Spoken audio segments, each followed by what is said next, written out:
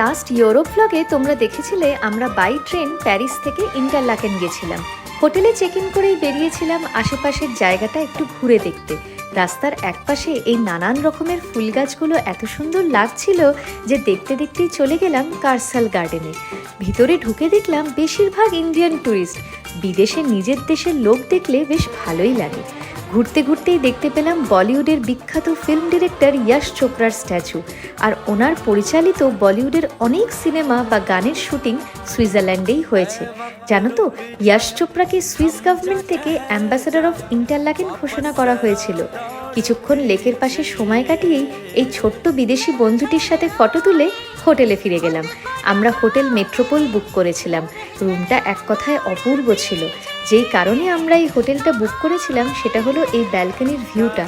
দেখো, পুরো Swiss Alps দেখা যাচ্ছিল। কি অপূর্ব এই সুন্দর দৃশ্যটা।